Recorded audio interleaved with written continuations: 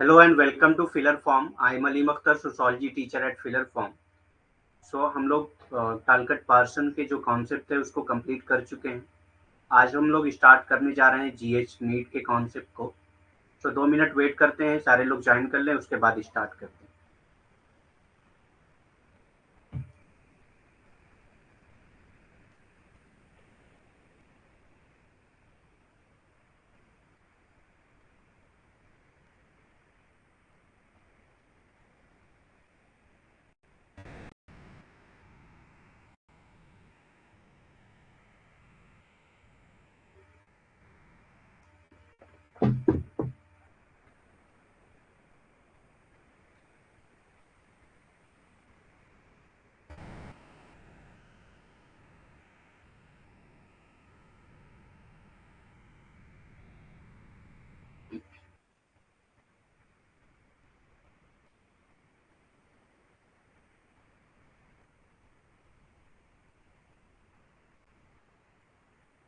ठीक है, फिर स्टार्ट करते हैं.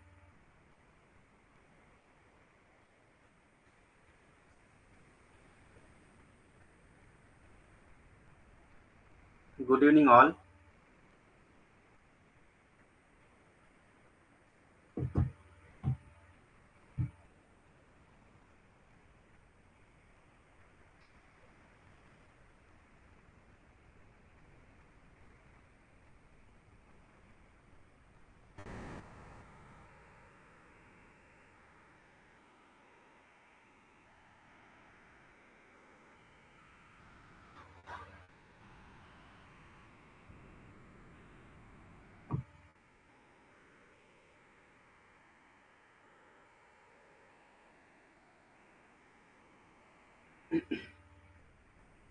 ठीक है, तो जीएच मीट के कॉन्सेप्ट आज हम लोग करेंगे. इनका पूरा नाम है जॉर्ज हर्बर्ट मीट. ठीक, जॉर्ज हर्बर्ट मीट. मैं ठीक हूँ, आप लोग अपना बताइए. स्टार्ट करते हैं क्लास. तो George Herbert Mead was an American philosopher. तो ये क्या थे? अमेरिकन फिलोसफर थे. ठीक, American philosopher, sociologist and psychologist, primarily affiliated with the University of Chicago. तो ये जो है शिकागो यूनिवर्सिटी से अफिलिएटेड थे शुरुआत में. Where he was one of the several distinguished pragmatist. तो ये एक प्रैग्मेटिस्ट भी थे. अभी हम लोग आगे देखेंगे प्रैग्मेटिस्ट होता क्या है. ठीक, तो ये एक प्रैग्मेटिस्ट भी थे. शिकागो स्कूल, शिकागो यूनिवर्सिटी में जो है, यूनिवर्सिटी ऑफ शिकागो में जो ये रहे थे, वहाँ पे प्राइमरली अफिलिएटेड थे, अमेरिकन फिलोसफर. इनका जो बॉर्न हुआ था वो 27 फरवरी 1863 को हुआ था, साउथ एडली में, जो यूनाइटेड स्टेट में है. ठीक, तो आपको लार्जली ये याद रखना है कि ये यूनाइटेड स्टेट में थे. बाकी आपको एरिया नहीं पूछता है, ना ही आपको इससे रिलेटेड क्वेश्चन पूछता है कि उनका बॉर्न कब हुआ था या डेथ कब हुई थी. ठीक, डेथ इनकी जो हुई थी वो 26 अप्रैल 1931 में हुई थी, यूनाइटेड स्टेट में ही हुई. ठीक, चिल्ड्रेन, स्पाउस, ये सब नहीं पूछता है. इन्फ्लुएंस बाई, इन्फ्लुएंस से क्वेश्चन आते हैं. तो ये किससे इन्फ्लुएंस थे? John Dewey, William James, George Wilhelm Friedrich Hegel and William वुड जैसिया रॉस. ठीक, बाकी रिसर्च इंटरेस्ट देख लेते हैं. रिसर्च इंटरेस्ट से भी क्वेश्चन पूछ सकता है या कुछ क्वेश्चन ऐसे आ सकते हैं जिससे आपको हेल्प मिल सकती है. तो सोशोलॉजी, फिलॉसफी, सोशल साइकोलॉजी. तो इनका जो इंटरेस्ट था वो सोशोलॉजी, फिलॉसफी और सोशल साइकोलॉजी में था. नेक्स्ट देख लेते हैं मेथडोलॉजी क्या थी उनकी. मेथडोलॉजी मैंने बहुत बार बताया है कि मेथडोलॉजी का क्या मतलब होता है कि उनकी जो रिसर्च थी, उन्होंने कैसे मेथड्स यूज किए थे उस रिसर्च में. तो कार्य प्रणाली क्या है कि जो भी उन्होंने शोध किया उसमें किस किस तरह से उन्होंने शोध किया, शोध के क्या क्या तरीके थे, कौन कौन से मेथड उन्होंने यूज किए, वो सारी चीजें आ जाती हैं उनके कार्य प्रणाली या मेथडोलॉजी. तो ये क्या थे? साइको सोशल थिंकर थे. साइको सोशल मतलब जो सोशोलॉजी और साइकोलॉजी दोनों को मिलाकर बनते हैं साइको सोशल थिंकर. ठीक, मनोसामाजिक विचारक थे, यानी कि आप उसको सोशल साइकोलॉजी भी कह सकते हैं, सोशल साइकोलॉजी या सामाजिक मनोविज्ञान भी कह सकते हैं। ठीक, father and founder of symbolic interactionism, ये जो है फादर हैं और फाउंडर हैं सिंबॉलिक इंटरेक्शनिज्म के। अभी हम लोग देखेंगे आगे सिंबॉलिक इंटरेक्शनिज्म होता क्या है। ठीक, प्रतीकात्मक अंततः क्रियावाद के पिता और संस्थापक माने जाते हैं। ठीक, प्रतीकात्मक अंततः क्रियावाद के पिता और संस्थापक माने जाते हैं। नेक्स्ट देख लेते हैं सिंबॉलिक इंटरेक्शनिज्म होता क्या है, प्रतीकात्मक बातचीत क्या होती है। सो symbolic interactionism is one of the several theories in the social sciences। तो सिंबॉलिक इंटरेक्शनिज्म जो है वो थ्योरीज में से एक थ्योरी है। किसी भी अलग अलग जो भी सेवरल थ्योरीज हैं सोशल साइंसेज में, उनमें से एक जो है सिंबॉलिक इंटरेक्शनिज्म भी है। ठीक, उनमें से एक सिंबॉलिक इंटरेक्शनिज्म भी है। प्रतीकात्मक बातचीत सामाजिक विज्ञानों में कई सिद्धांतों में से एक है। तो सामाजिक विज्ञान के जो कई सिद्धांत होते हैं उसमें से एक जो है प्रतीकात्मक बातचीत भी है। ठीक, जो जॉर्ज हर्बर्ट मीड जिसके फाउंडर एंड फादर भी माने जाते हैं, फाउंडर के साथ साथ वो फादर भी हैं उसके। तो कभी कभी किसी कॉन्सेप्ट के फाउंडर अलग होते हैं, फादर अलग होते हैं, लेकिन इसमें जो है फाउंडर एंड फादर दोनों सेम है। तो ये चीजें आपको पता होनी चाहिए कि सिंबॉलिक इंटरेक्शनिज्म के फाउंडर एंड फादर दोनों माने जाते हैं। एक minute,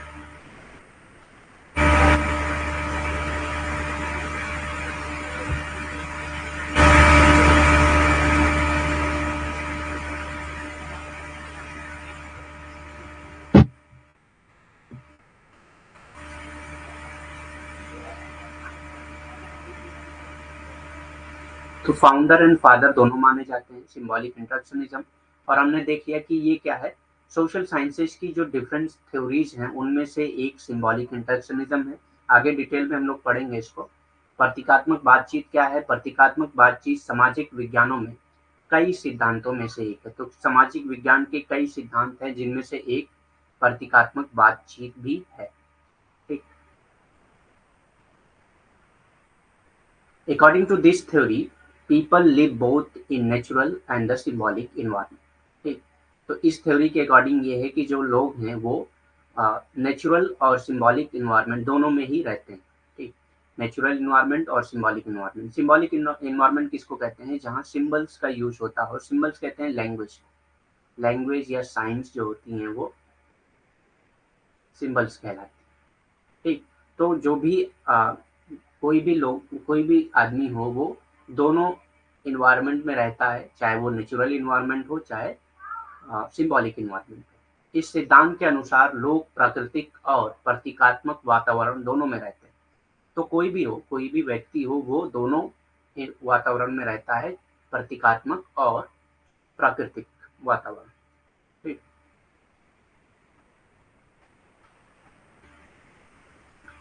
symbolic interaction is a process that is enlivened the reciprocal meaning and values by aid of the symbol in the mind। एक प्रतीकात्मक अंततः क्रिया एक ऐसी प्रक्रिया है जो मन में प्रतीकों की सहायता से परस्पर पारस्परिक अर्थ और मूल्यों को सजीव करती है। ठीक, तो आपके माइंड में कुछ सिंबल्स होते हैं, उसी से आप मीनिंग निकालते हैं। ठीक है, जैसे आपके माइंड में अगर मतलब जो भी आपके पास लैंग्वेज होती है उसी लैंग्वेज से रिलेटेड आपके माइंड में सिंबल्स होते हैं।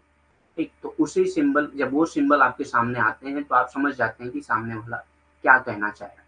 ठीक, सामने वाला क्या कहना चाह रहा है आप उससे समझ जाते हैं। ठीक, जैसे कि अगर आप रोड पे जा रहे हैं और ट्रैफिक लाइट जो है वो ग्रीन। ठीक, तो आप इससे क्या समझ रहे हैं कि आपको चलना है, मतलब चलते रहना है, रुकना नहीं है। ठीक, तो ये क्या है, ये आपके माइंड में पहले से था। अगर आपके माइंड में ये ना होता कि ग्रीन मतलब आपको रुकना नहीं है, सीधा चलना है। ठीक, तो आप जो है इसकी मीनिंग, ग्रीन का मीनिंग आप जो है स्पीड नहीं करते। आप मतलब ग्रीन का मीनिंग ये नहीं निकालते कि मुझको चलना है, ठीक। जो हरी लाइट होती है कोई भी ट्रैफिक सिग्नल पे, तो आप जो है वहाँ पे रुकते नहीं है, लेकिन जैसे ही रेड हो जाती है आप रुकने लगते हैं। क्यों? क्योंकि आपके माइंड में ये फिट हो चुका है कि रेड अगर साइन है तो वहाँ पे आपको रुकना है, ठीक। तो ये आपके माइंड में पहले से कुछ सिंबल्स फिट होते हैं, चाहे वो सोशलाइजेशन के जरिए या इंटरेक्शन के जरिए धीरे धीरे आपके माइंड में फिट होते रहते हैं, इंटरनलाइज होते रहते हैं, और उसी सिंबल से आप मीनिंग निकालते हैं जब भी आपके आसपास उस तरह के कोई सिंबल मिलते हैं, ठीक। तो ये लैंग्वेज में भी आता है। लैंग्वेज में भी बहुत सारी चीजें होती हैं, आपके माइंड में जो लैंग्वेज की मीनिंग पहले से फिट होती है वही मीनिंग आप निकालते हैं, ठीक। बहुत सारी चीजें ऐसी होती हैं जिसकी मीनिंग हमारे माइंड में पहले से फिक्स होती है।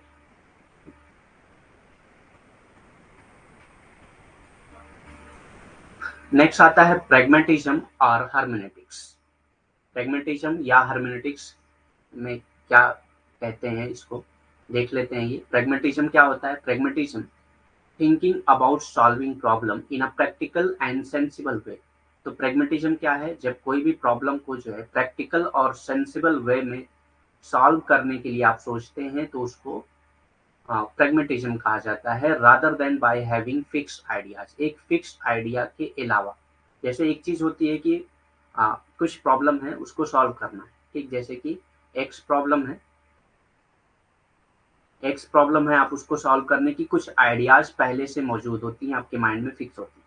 लेकिन उसके अलावा अगर आप ये सोचते हैं कि मतलब जो भी प्रैक्टिकल प्रॉब्लम है उसको प्रैक्टिकल और सेंसिबल वे में सॉल्व कर, ठीक। कोई भी प्रॉब्लम है उसको प्रैक्टिकल और सेंसिबल वे में सॉल्व करना है मुझको, कोई फिक्स आइडिया के बेस पे सॉल्व नहीं करना। मतलब प्रैक्टिकली जो मुझको सही लग रहा है या मेरे सेंस को जो सही लग रहा है मैं उसी बेस पे उस प्रॉब्लम को सॉल्व करता हूँ, किसी फिक्स आइडिया पे नहीं सॉल्व करता हूँ, तो इसको क्या कहते हैं?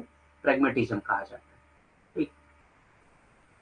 प्रैग्मेटिज्म समस्याओं को निर्धारित विचारों के बजाय, ठीक, जो जो कोई भी समस्या होती है उस समस्या को आ, मतलब उस समस्या से निपटने के लिए एक निर्धारित विचार मौजूद होते हैं समाज में। अगर वो निर्धारित निर्धारित विचार के बजाय आप जो है व्यवहारिक और समझदार तरीके से हल करने के बारे में सोचते हैं तो इसको प्रैग्मेटिज्म कहा जाता है, ठीक। सोशल बिहेवियरिज्म क्या होता है? तो हर्मेनेटिक्स भी, इसमें हर्मेनेटिक्स का उतना डेफिनेशन दिया नहीं है, लेकिन हर्मेनेटिक्स का मतलब क्या होता है? हर्मेनेटिक्स कहते हैं किसी भी चीज को अंडरस्टैंड करना, किसी भी चीज को समझ के। तो ये क्या है? जब आप समझेंगे तो प्रैक्टिकल भी होंगे और सेंसिबल भी होंगे, ठीक। तो प्रैग्मेटिज्म क्या है? जब भी कोई प्रॉब्लम आपके सामने आती है तो आप उसको प्रैक्टिकल और सेंसिबल वे में सॉल्व करते हैं, एक फिक्स आइडिया के बेस पे सॉल्व नहीं करते, ठीक। तो इसी को प्रैग्मेटिज्म कहा जाता है। Social behaviourism Mead's social behaviorism is known as an approach to the study of the experience of individual from the point of view of his conduct, particularly but not exclusively the conduct as it is observed by others, as explained by himself in Mind, Self and Society। तो social behaviourism को उन्होंने mind, self and society के नाम की एक book है उसमें इन्होंने डिस्कस किया है, और उसमें क्या कहा है? Social behaviourism is known as an approach to the study of experience, ठीक। तो ये एक अप्रोच है किसी भी एक्सपीरियंस की स्टडी करने, एक्सपीरियंस ऑफ इंडिविजुअल, इंडिविजुअल के एक्सपीरियंस को स्टडी करने का एक अप्रोच है social behaviourism from the point of view of his conduct. मतलब कि जो इंडिविजुअल वो कर रहा है उसी के पॉइंट ऑफ व्यू से अगर आप समझते हैं तो उसको क्या कहा जाता है? सोशल बिहेवियरिज्म कहा जाता है, but not exclusively, particularly but not exclusively. Particularly करते हैं मतलब, लेकिन एक्सक्लूसिवली मतलब उसके बाहर बाहर से नहीं करते हैं, आप उसी को उसी के पॉइंट ऑफ व्यू को समझने की कोशिश करते हैं। The conduct as it is observe by other, ठीक। जैसा उसने ऑब्जर्व किया उसी के पॉइंट ऑफ व्यू से आप उस चीज को समझने की कोशिश करते हैं, तो उसको, इस अप्रोच को सोशल बिहेवियरिज्म कहा जाता है। सोशल बिहेवियरिज्म का अप्रोच उन्होंने माइंड, सेल्फ एंड सोसाइटी में एक्सप्लेन किया है, ठीक। माइंड, सेल्फ एंड सोसाइटी में उन्होंने एक्सप्लेन किया।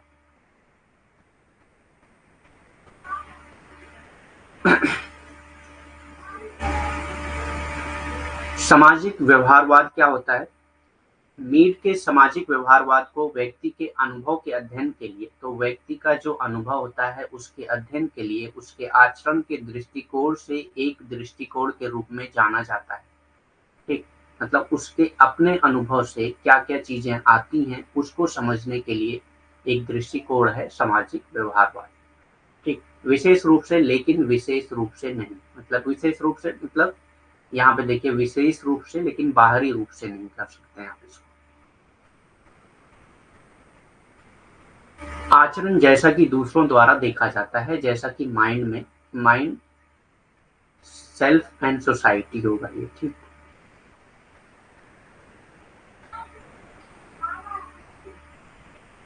माइंड, सेल्फ एंड सोसाइटी में उन्होंने एक्सप्लेन किया है।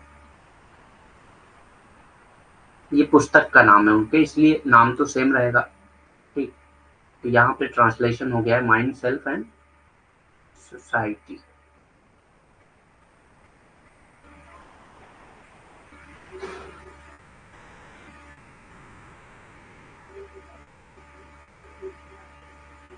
माइंड, सेल्फ एंड सोसाइटी में उन्होंने सामाजिक व्यवहारवाद का कॉन्सेप्ट दिया है। इसका मतलब ये है कि किसी भी एक्शन को हम जब एक्टर के पॉइंट ऑफ व्यू से समझते हैं तो उसको सामाजिक व्यवहारवाद कहा जाता है। ठीक, सिग्निफिकेंट सिंबल की बात किया है जॉर्ज हर्बर्ट मीड ने, महत्वपूर्ण प्रतीक के बारे में बात किया है। ठीक, physical object can be significant symbol, तो जो फिजिकल ऑब्जेक्ट होते हैं उसको सिग्निफिकेंट सिंबल कहा जा सकता है। बहुत सी ऑब्जेक्ट होती हैं हमारे आसपास जिसको जिसको हम सिंबल के तौर पे यूज करते हैं, जैसे कि अगर त्रिशूल है तो त्रिशूल क्या है, एक सिंबल है। मूर्ति है तो वो क्या है, एक तरह का सिंबल है, हालांकि वो एक ऑब्जेक्ट है। ठीक, तो बहुत सारे ऑब्जेक्ट ऐसे हमारे समाज में पाए जाते हैं जिसको हम एक सिंबल के तौर पे यूज करते हैं। तो जो फिजिकल ऑब्जेक्ट होती हैं उसको आप सिग्निफिकेंट सिंबल कह सकते हैं। सिग्निफिकेंट कहते हैं जिस जो बहुत इंपॉर्टेंट। ठीक, but vocal gesture specially language are the crucial significant symbol. तो फिजिकल ऑब्जेक्ट को तो सिग्निफिकेंट सिंबल कह सकते हैं, लेकिन सबसे ज्यादा क्रूशियल यानी कि सबसे जरूरी जो सिग्निफिकेंट सिंबल होते हैं वो कौन से होते हैं, गेस्चर। गेस्चर मतलब कि आप जो इशारे वगैरह करते हैं ये सब क्या हो जाता है, गेस्चर। जैसे कि language are the crucial significant symbol, तो लैंग्वेज जो है वो सबसे ज्यादा क्रूशियल सिग्निफिकेंट सिंबल है। क्रूशियल मतलब कि सबसे ज्यादा इंपॉर्टेंट चीज जो होती है वो। ठीक, तो फिजिकल ऑब्जेक्ट तो हो सकते हैं लेकिन लैंग्वेज सबसे ज्यादा, वोकल गेस्चर यानी कि लैंग्वेज, वो सबसे ज्यादा इंपॉर्टेंट सिग्निफिकेंट सिंबल होते हैं।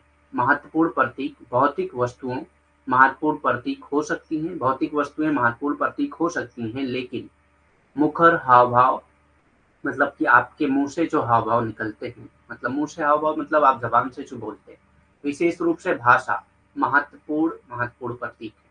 तो ये सबसे ज्यादा महत्वपूर्ण प्रतीक होते हैं। ठीक, तो भाषा सबसे ज्यादा जरूरी होती है, सबसे बड़ा प्रतीक होता है according to George Herbert Mead. ठीक,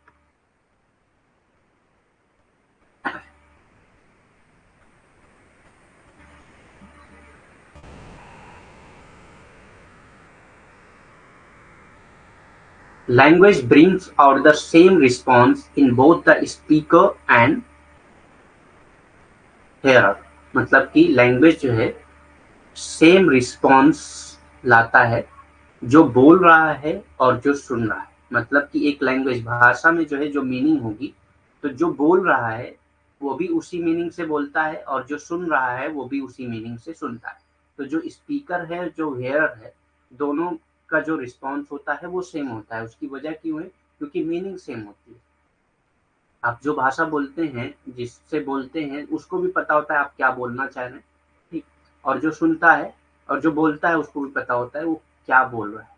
ठीक, तो language bring out the same response in both the speaker and the here. तो सेम रिस्पॉन्स इसी वजह से होता है क्योंकि आपको मीनिंग पता होती है उसकी। भाषा बोलने वाले और सुनने वाले दोनों में समान प्रतिक्रिया लाती है। ठीक, तो दोनों में समान प्रतिक्रिया होती है।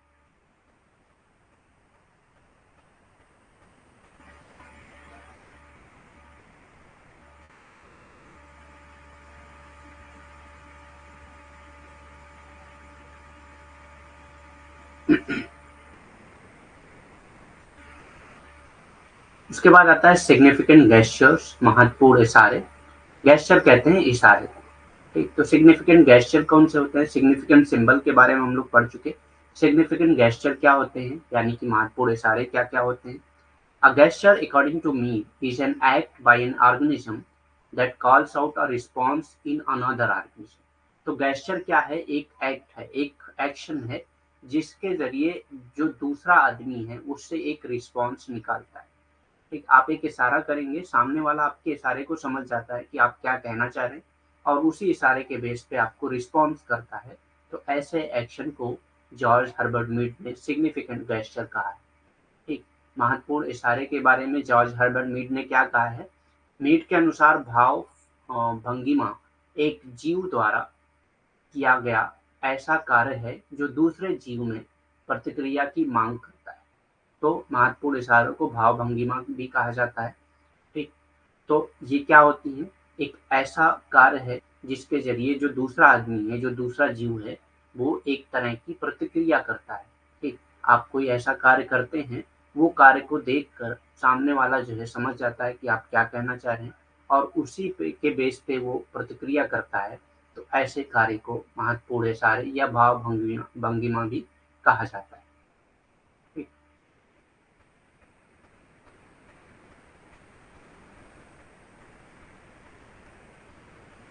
all living organisms inhabit, he argues, a conversation of gesture. ठीक, तो सारे लिविंग ऑर्गेनिज्म जो है वो गेस्चर का कन्वर्सेशन करते हैं, मतलब एक दूसरे को गेस्चर ट्रांसफर करते हैं और रिसीव करते हैं। Calling out meaningful responses to and from one another, और उसकी वजह से एक मीनिंगफुल रिस्पॉन्स भी मिलता है एक दूसरे के जरिए। ठीक, तो सारे लिविंग ऑर्गेनिज्म जो है वो गेस्चर का कन्वर्सेशन करते हैं, मतलब गेस्चर को ट्रांसफर करते हैं एक आदमी से दूसरे आदमी में। ठीक, और जिसकी वजह से जो है एक दूसरे को रिस्पॉन्स भी किया जाता है, मीनिंगफुल रिस्पॉन्स होता है। उनका तर्क है कि सभी जीवित जीव वास करते हैं, तो सभी जीवित जो है वो जीवास करते हैं इशारों की बातचीत। ठीक, तो इशारों की बातचीत करते हैं, जितने भी जीव हैं वो इशारों की बातचीत करते हैं, एक दूसरे के अर्थपूर्ण प्रतिक्रियाओं को बुलाना। ठीक, और उससे जो है एक दूसरे की अर्थपूर्ण प्रतिक्रिया भी आती है। ठीक, तो उससे अर्थपूर्ण प्रतिक्रिया भी आती है। तो इससे आप ये समझिए कि जितने भी जॉर्ज हर्बर्ट मीड ने कहा है कि जितने भी जीव होते हैं वो किसी न किसी तरीके का इशारा करते हैं और उससे जो है एक लोग आपस में प्रतिक्रिया भी साझा करते हैं। ठीक, प्रतिक्रिया का भी आदान प्रदान होता रहता है।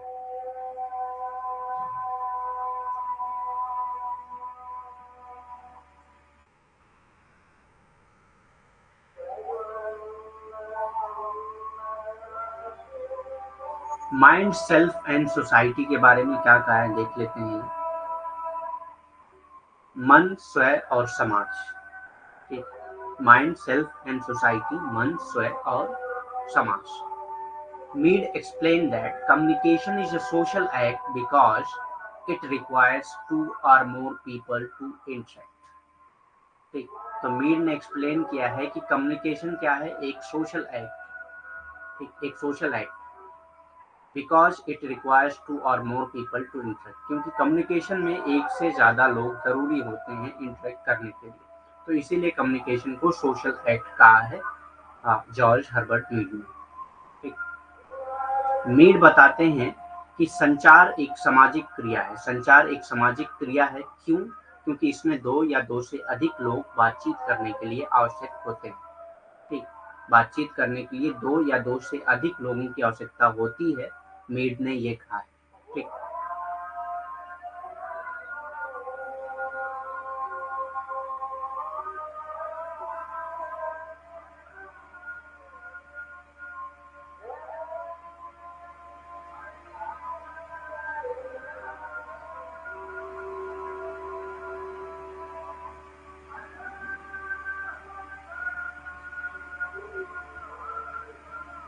So mind, self and society, मन, स्वयं और समाज के बारे में जॉर्ज हर्बर्ट मीड क्या कहते हैं कि कम्युनिकेशन जो है वो एक सोशल एक्ट है। क्यों? क्योंकि इसमें एक या दो एक से दो या दो से ज्यादा लोगों की जरूरत होती है इंटरेक्शन के लिए। नीड ये कहते हैं कि संचार एक सामाजिक क्रिया है, क्योंकि इसमें दो या दो से ज्यादा लोगों की आवश्यकता होती है आपस में बातचीत करने के लिए। कोई आदमी अकेला तो बात करेगा नहीं। ठीक। He also explain that the self is a social process, और उन्होंने एक्सप्लेन किया कि सेल्फ भी जो है वो क्या है, एक सोशल प्रोसेस है with communication between I the pure form of self. तो कम्युनिकेशन किसके किसके बीच में हो रहा है, आई, जिसको उन्होंने क्या कहा, प्योर फॉर्म ऑफ सेल्फ। आई क्या है, प्योर फॉर्म ऑफ सेल्फ है। And the me, the social form of self. और क्या है, मी, मी को उन्होंने क्या कहा, सोशल फॉर्म ऑफ सेल्फ। ठीक। वो ये भी बताते हैं कि स्वयं, मैं स्वयं के शुद्ध रूप और मी स्वयं के सामाजिक रूप के बीच संचार के साथ एक सामाजिक प्रक्रिया है। ठीक। तो उन्होंने क्या कहा कि सेल्फ भी एक सामाजिक प्रक्रिया है। क्यों, किस किस के बीच में कम्युनिकेशन होता है, आई और मी के बीच में। आई को उन्होंने क्या कहा, प्योर फॉर्म ऑफ सेल्फ, अपने आप का जो प्योर फॉर्म होता है, और एक मी होता है सोशल फॉर्म, मतलब आप क्या हैं वो समाज को तो दिखाते नहीं है, समाज में एक अलग तरह से आप एक्ट करते हैं। ठीक। और आप क्या हैं पर्सनली आपको पता होता है कि आप क्या हैं। ठीक। तो जो आप हैं वो आपका आई है, और जो आप दिखाते हैं सोशल वर्ल्ड में वो क्या है, वो आपका मी है। ठीक। तो आई और मी के बीच में जो कम्युनिकेशन होता है उससे सेल्फ डेवलप होता है, इसीलिए सेल्फ जो है वो क्या है, एक सोशल प्रोसेस है। ठीक। तो आई को उन्होंने प्योर फॉर्म ऑफ सेल्फ कहा है, मी को उन्होंने सोशल फॉर्म ऑफ सेल्फ कहा है। तो ये याद रखिएगा, ये एग्जाम में पूछा जाता है क्वेश्चन। वो ये भी बताते हैं कि स्वयं, मैं स्वयं के शुद्ध रूप और मी स्वयं के सामाजिक रूप के बीच संचार के साथ एक सामाजिक प्रक्रिया है। तो मैं क्या हूँ, हाँ ये मुझको पता होता है कि मेरा प्योर फॉर्म क्या है, शुद्ध फॉर्म क्या है, और मैं समाज में किस तरह की एक्टिंग करता हूँ वो भी मेरा अपना स्वयं होता है। ठीक। तो दोनों में डिफरेंस होता है, और दोनों के बीच में जब कम्युनिकेशन होता है, दोनों के बीच में जब संचार होता है, तो उससे स्वयं का डेवलपमेंट होता है जो सामाजिक होता है। ठीक। I becomes a response to the me and vice versa. तो आई जो है मी का रिस्पॉन्स बन जाता है, और मी जो है कभी कभी आई का रिस्पॉन्स बन जाता है। वाइस वर्सा मतलब उल्टा भी होता है। ठीक। तो आई कभी कभी मी का रिस्पॉन्स बन जाता है, और मी कभी कभी आई का रिस्पॉन्स बन जाता है। मैं की प्रक्रिया बन जाता है, और इसके विपरीत। ठीक। तो देखिए आई और मी का ट्रांसलेशन मैं ही होता है। अब हिंदी में क्या कहते हैं वो आप लोग देख लीजिएगा। तो जो आई है और मी, दोनों की प्रक्रिया आपस में, हाँ, मैं की प्रक्रिया बन जाती है और इसके विपरीत होता है। तो हमेशा दोनों एक दूसरे की प्रतिक्रिया बनते हैं। सेल्फ एज इंटरनलाइज ऑब्जेक्ट, उन्होंने क्या कहा कि सेल्फ जो है वो एक इंटरनलाइज ऑब्जेक्ट है।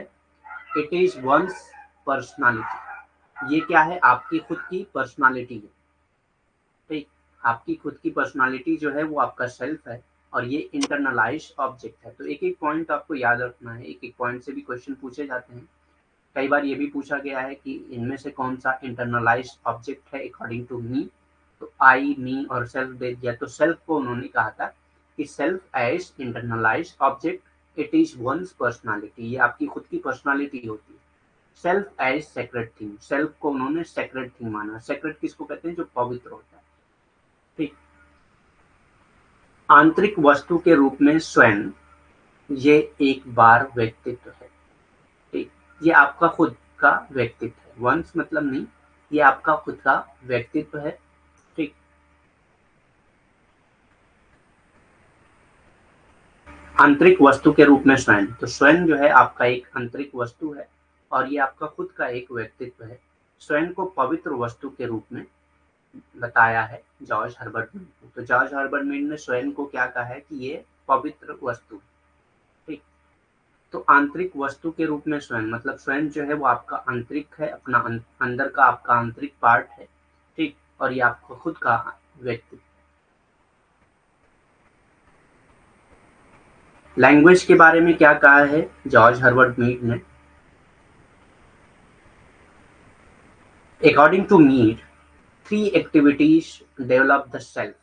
तो मीड के अकॉर्डिंग जो है तीन एक्टिविटीज के जरिए सेल्फ का डेवलपमेंट होता है। कैसे, language, play and games. Language के जरिए, प्ले के जरिए और गेम के जरिए।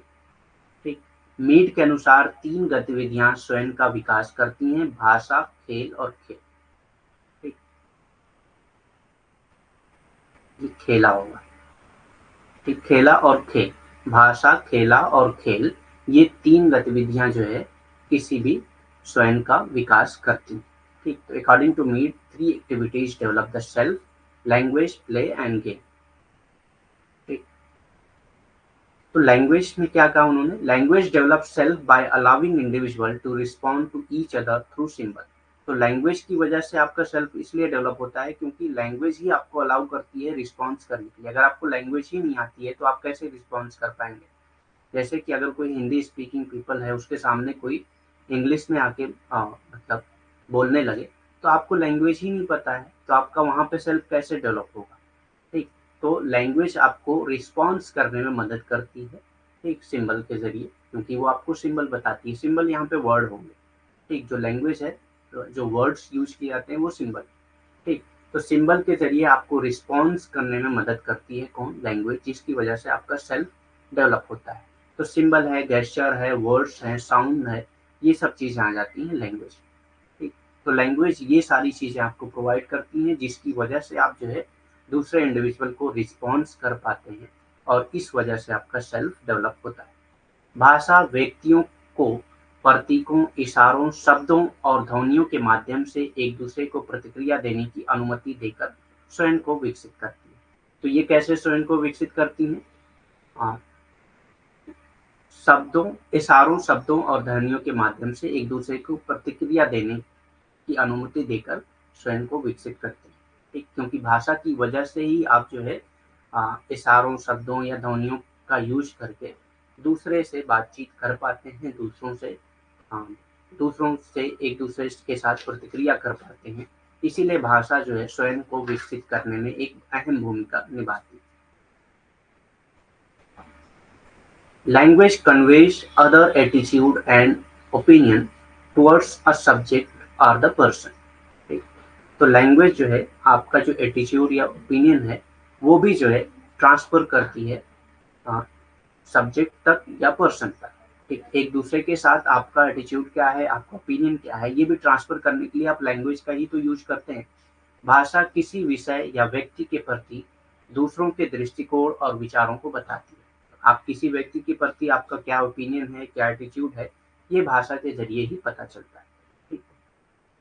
Social leads to self, social की वजह से सेल्फ होता है, सेल्फ कॉन्शियसनेस, मेंटल स्टेट। तो social leads to self consciousness, mental state. तो सोशल की वजह से आप जो है सेल्फ कॉन्शियसनेस, मेंटल स्टेट तक पहुंचते हैं।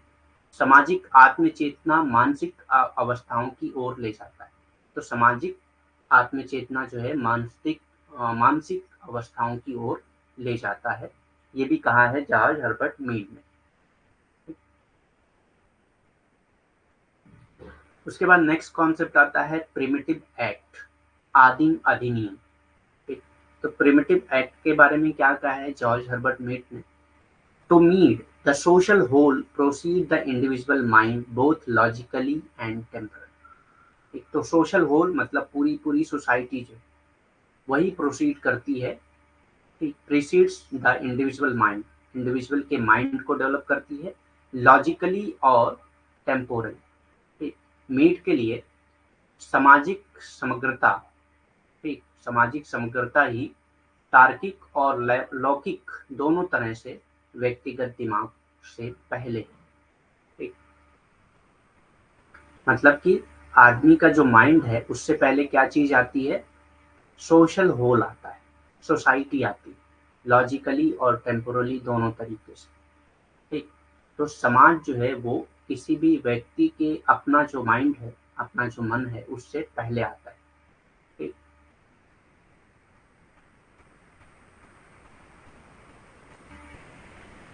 He maintains that the social group comes first and it leads to the development of self।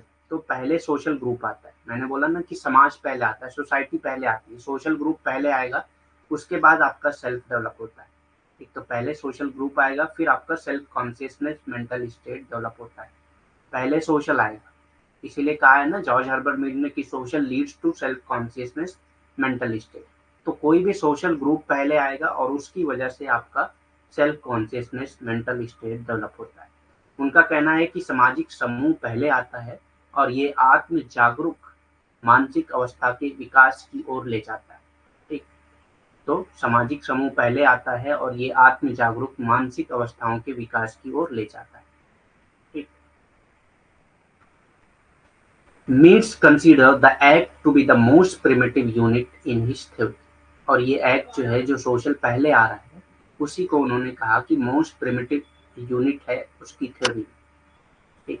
Mead consider the act to be the most primitive unit. तो एक्ट को ही उन्होंने सबसे primitive unit माना है अपनी थ्योरी में, इसीलिए इसका नाम रखा है प्रिमिटिव एक्ट। ठीक। तो उनकी थ्योरी में एक्ट सबसे पहले आता है, प्रिमिटिव यूनिट कहा है उन्होंने। मीड अपने सिद्धांत में अधिनियम को सबसे आदिम इकाई मानते हैं। तो उन्होंने अधिनियम को सबसे आदिम इकाई या कार्य को सबसे आदिम इकाई माना है। ठीक। Four basic stages of act which are dialectically interrelated. तो उन्होंने 4 बेसिक स्टेजेस ऑफ एक्ट बताए हैं जो एक दूसरे के साथ इंटर रिलेटेड है, एक दूसरे के साथ रिलेटेड। कार्य के 4 बुनियादी चरण जो द्वैधात्मक रूप से परस्पर जुड़े हैं। डायलेक्टिकली मतलब एक दूसरे पे निर्भर भी होते हैं, एक दूसरे से मतलब जुड़े होते हैं किसी न किसी तरीके से, दोनों का रिलेशन होता है। ठीक। तो पहला जो स्टेज है वो क्या है, इम्पल्स। पहला जो स्टेज है वो क्या है, impulse. The actor's reaction to stimulation. Stimulation कहते हैं जो सामने से जो गेस्चर सिंबल आ रहे हैं, कोई भी चीज जो सामने से हो रही है उसका आप रिस्पॉन्स कैसे करते हैं, उसका उसको रिएक्ट कैसे करते हैं, वो आपका इम्पल्स कहलाता है। तो कोई भी एक्टर जो है जब सामने से कोई सिंबल या गेस्चर आता है तो उसको उसके साथ रिएक्ट करता है। वो आपका जो गेस्चर आ रहा है, जो सिंबल आ रहा है या जो सिचुएशन आ रही है वो सब क्या है, हो जा रहा है आपका स्टिमुलेशन हो रहा है। और उसका रिएक्शन अगर आप करते हैं तो उसको इम्पल्स कहा जाता है।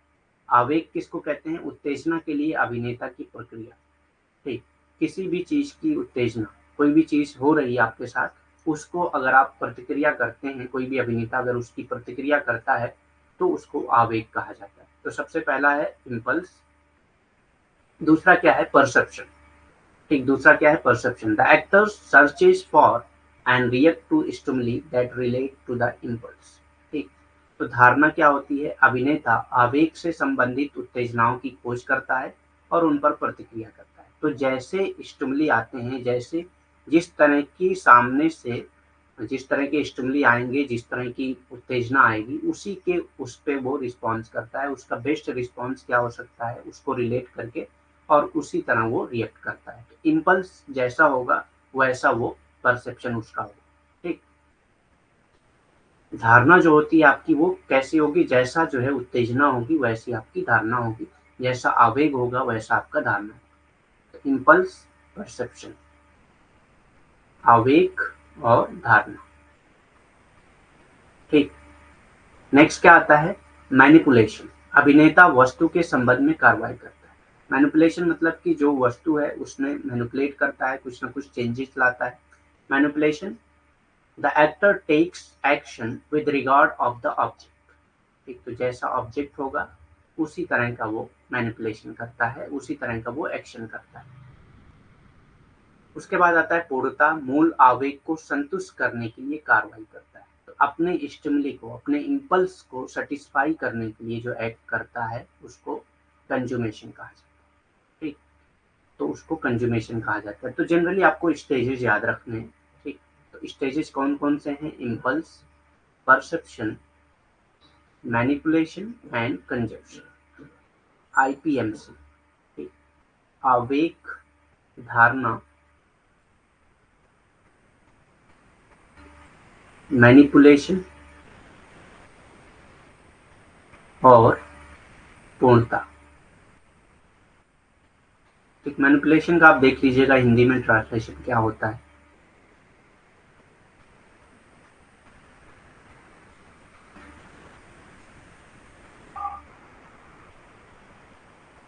उसके बाद आता है इमिटेशन। इमिटेशन का कॉन्सेप्ट भी जॉर्ज हर्बर्ट मीड ने दिया है। इससे क्या रिलेट करते हैं वो देख लेते हैं हम लोग। Imitation is not an instinct, it is actually a lack of any instinct or performed ways of acting that open up both possibility and the necessity for imitation and mimesis, and which lays the basic for taking the attitude of the other. एक imitation मतलब कि imitation generally होता है किसी दूसरे का attitude अपने अंदर ले ले। ठीक, तो कोई भी एक्शन आप करते हैं कि दूसरे का एटीट्यूड आपके अंदर आ जाए, दूसरे की नकल करना एक तरह का होता है कि जैसा सामने वाले का एटीट्यूड है उसी तरह आप भी उसी एटीट्यूड को अपने अंदर ले लेते हैं, तो वो क्या है, आपका इमिटेशन है, एक तरह का इमिटेशन प्रोसेस है। ठीक, कि दूसरे के एटीट्यूड को, दूसरे के बिहेवियर को आप अपने अंदर इमिटेट करने की कोशिश करते हैं। ठीक, नकल, नकल करना वही होता है, इमिटेशन मतलब नकल करना। नकल एक वृत्ति नहीं है, ये वास्तव में अभिनय की किसी भी वृत्ति या पूर्व निर्मित तरीकों की कमी है जो नकल और अनुकरण की संभावना और आवश्यकता दोनों को खोलता है। ठीक, तो नकल करने की जो नकल और अनुकरण की संभावना और आवश्यकता दोनों को खोलता है और जो दूसरे के दृष्टिकोण को लेने का आधार रखता है। ठीक, तो दूसरे के क्या दृष्टिकोण है उसको अपने अंदर लेने का आधार रखता है और इसी को नकल कहा जाता है। तो आपसे ये पूछा जाता है कि लिमिटेशन का कॉन्सेप्ट, इमिटेशन का कॉन्सेप्ट किसने दिया था, नकल का कॉन्सेप्ट किसने दिया था। तो आपको पता होना चाहिए इमिटेशन की बात किया है जॉर्ज हर्बर्ट मीड ने। ठीक, बहुत डिटेल में नहीं पढ़ेंगे इसको।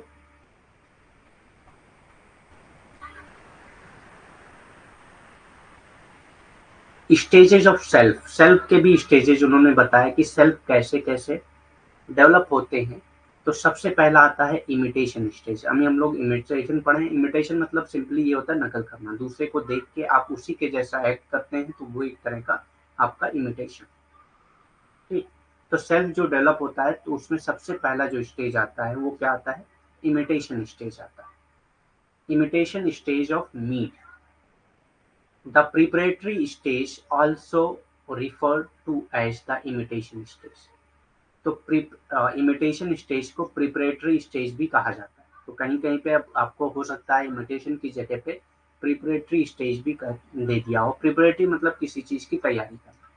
तो इमिटेट आप करते हैं जब नकल करते हैं तो किस चीज की तैयारी कर रहे हैं, एटीट्यूड, अपने एटीट्यूड को डेवलप करने की, अपने बिहेवियर को डेवलप करने की तैयारी कर रहे हैं।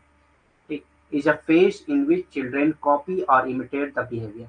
तो इसमें बच्चे जो है कॉपी करते हैं दूसरों के बिहेवियर को।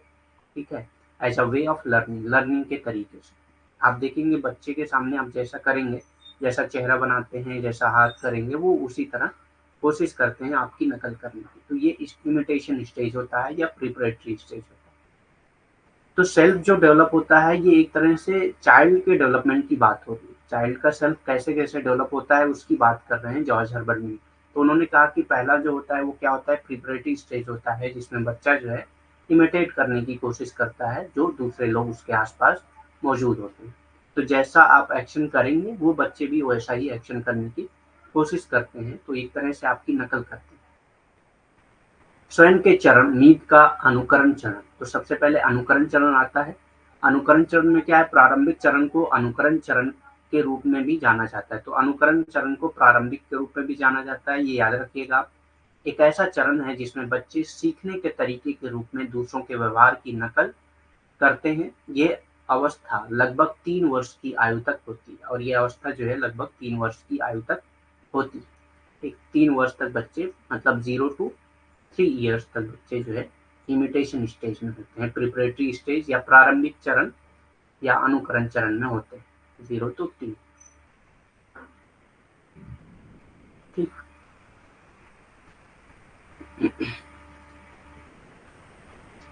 According to Mead they can only imitate basic gesture and words. तो वो जो है ऐसा नहीं कि बहुत बड़ी बड़ी चीजें नकल कर सकते हैं, सिर्फ वो वर्ड या बेसिक गेस्चर जो एक्शन होते हैं आपके इशारे वगैरह और कुछ वर्ड जो है वो नकल करने की कोशिश करते हैं, बहुत ज्यादा नहीं कर सकते।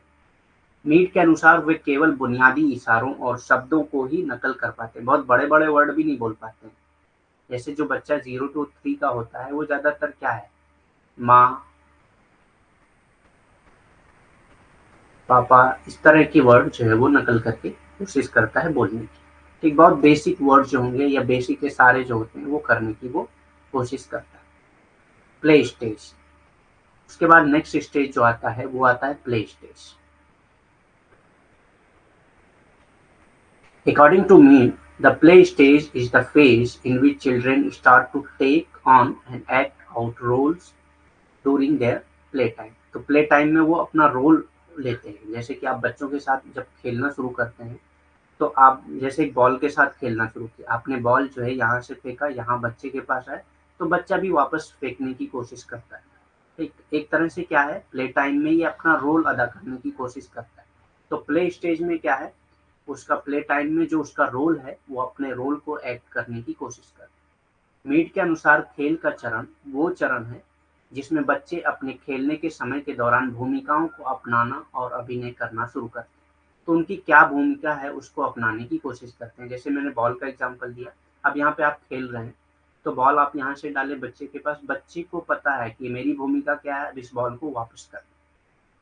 ठीक, तो ये अपनी भूमिका को वो प्ले जो खेल के समय होते हैं उसमें वो अपनी भूमिका को समझने की कोशिश करते हैं, उनका रोल क्या है उसको समझने की कोशिश करते हैं। नेक्स्ट आता है it begins at about age 3 as a transition from the preparatory stage. तो 3 साल के बाद ये स्टेज शुरू होता है। ठीक, at this stage children can typically only take one role at a time.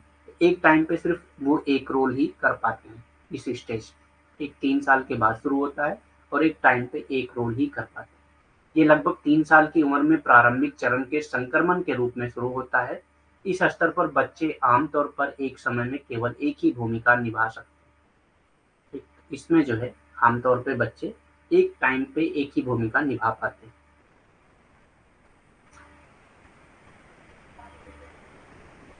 Game stage आता है। Game stage is the final stage in Mead's theory of how children develop self awareness. तो यहाँ पे final stage होता है Mead की theory में कि कैसे चिल्ड्रेन अपना सेल्फ अवेयरनेस डेवलप करते हैं। तो गेम स्टेज जो है वो फाइनल स्टेज। मीड के सिद्धांत में गेम स्टेज अंतिम चरण है कि बच्चे आत्म जागरूकता कैसे विकसित करते हैं। ठीक, तो गेम स्टेज होता क्या है देख लेते हैं। During this stage people learn to follow rules and how to take on social roles. तो क्या क्या रूल होते हैं उसको फॉलो करना शुरू करते हैं ये, और किस तरह से सोशल रोल को करना है ये भी सीखते हैं थ्रू देयर एक्सपीरियंस, अपने एक्सपीरियंस के जरिए। एक्सपीरियंस मतलब कि जैसे एक एग्जांपल दूं मैंने, एक बच्चा जो है वो कांच का गिलास उठा के फेंक दिया। एक कांच का गिलास उठा के फेंक दिया, उसकी मदर या फादर जो भी वहां पे थे वो उन्होंने अपना एक गेस्चर ट्रांसफर किया। गेस्चर मतलब चाहे वो डांट रहे हैं उसको या मतलब गुस्से जैसा चेहरा बना है, तो उसको देख के उसको एक एक्सपीरियंस हो गया कि ये चीज जो है गलत है, ये नहीं करना चाहिए मुझको। ठीक, तो इसी तरह धीरे धीरे वो सीखते हैं। तो अपने एक्सपीरियंस से वो क्या रोल है, सोशल रोल कैसे वो करेंगे, क्या रूल्स हैं, ये सब सीखने की कोशिश करता है in organize game involving other player. एक ऑर्गेनाइज गेम में जिसमें अदर प्लेयर भी इन्वॉल्व होते हैं। इस चरण के दौरान लोग नियमों का पालन करना सीखते हैं और अन्य खिलाड़ियों को शामिल करने वाले संगठित खेलों में अपने अनुभव के माध्यम से सामाजिक भूमिकाओं को कैसे निभाना है। ठीक, तो खेल यहाँ पे मतलब एक खेल की बात नहीं हो रही, मतलब कि आदमी जो जो बच्चा है वो अपने सेल्फ को कैसे डेवलप कर रहा है। तो जब वो खेलने जाता है तो उसकी क्या भूमिका है वो निभाना सीख जाता है, कैसे निभाना है वो भी सीख जाता है, और क्या क्या उसके रूल्स हैं, उन सब क्या क्या नियम है उसका भी पालन करना सीखता है। ठीक, अपने अनुभव के जरिए। उसके बाद आता है सोशल क्लासेस। सोशल क्लासेस की भी बात किया है जॉर्ज हर्बर्ट मीड ने। Mead delineates two type of social group in civilized community. उन्होंने दो टाइप के सोशल ग्रुप की बात की है कि किसी भी सिविलाइज्ड कम्युनिटीज में दो टाइप के सोशल ग्रुप होते हैं। मीड सभ्य समुदाय में से दो प्रकार के सामाजिक समूहों को चिन्हित करते हैं। ठीक, तो सामाजिक वर्ग में उन्होंने कहा है कि कोई भी जो सभ्य समुदाय होगा उसमें दो प्रकार के सामाजिक समूह पाए जाते हैं। वो कौन कौन से हैं? Concrete social classes. तो सबसे पहले आता है कॉन्क्रीट सोशल क्लासेस जिसको सब ग्रुप भी कहा जाता है। In which individual member are directly related to one another, जिसमें मेंबर जो है डायरेक्टली एक दूसरे से रिलेटेड होते हैं। ठोस सामाजिक वर्ग या उपसमूह, ठोस सामाजिक वर्ग या उपसमूह भी कहा जाता है, जिसमें व्यक्तिगत सदस्य सीधे एक दूसरे से संबंधित होते हैं। तो इसमें कॉन्क्रीट सोशल क्लासेस या सब ग्रुप या ठोस सामाजिक वर्ग या उपसमूह में जो व्यक्ति है या व्यक्तिगत सदस्य होते हैं वो एक दूसरे से संबंधित होते हैं, एक दूसरे से रिलेटेड होते हैं direct. On the other hand abstract social classes, एक होता है abstract social classes or subgroups in which individual members are related to one another only more or less indirectly. ठीक, तो यहाँ पे रिलेटेड तो होते हैं लेकिन इनडायरेक्टली होते हैं। And which only more or less indirectly function as social unit, और क्योंकि ये इनडायरेक्टली रिलेटेड होते हैं तो इनडायरेक्टली फंक्शन भी करते हैं। ठीक, इनडायरेक्टली रिलेटेड होते हैं तो इनडायरेक्टली फंक्शन भी करते हैं। वहीं दूसरी ओर सार सामाजिक वर्ग या उपसमूह जिसमें व्यक्तिगत सदस्य एक दूसरे के कम या ज्यादा अप्रत्यक्ष रूप से संबंधित होते हैं। तो अप्रत्यक्ष रूप से यहाँ पे संबंधित होते हैं, प्रत्यक्ष रूप से नहीं होते, और जो केवल कम या ज्यादा अप्रत्यक्ष रूप से सामाजिक इकाइयों के रूप में कार्य करते हैं। क्योंकि संबंध ही इनका अप्रत्यक्ष रूप से है, इसीलिए ये जो कार्य करते हैं वो भी अप्रत्यक्ष रूप से एक इकाई होकर काम होता है। ठीक,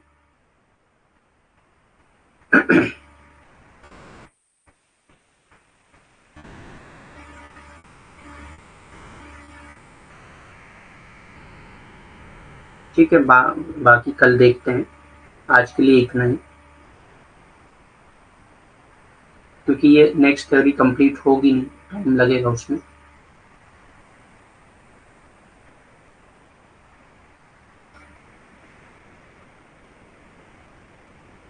और कोई क्वेश्चन है आपका तो पूछ सकते हैं।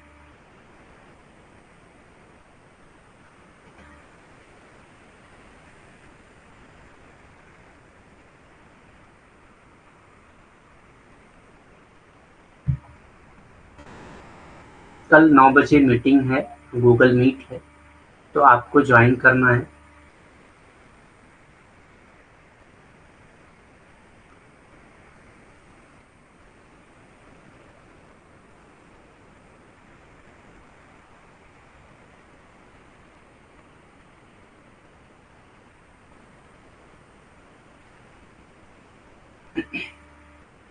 ठीक है, okay, thank you very much, good night.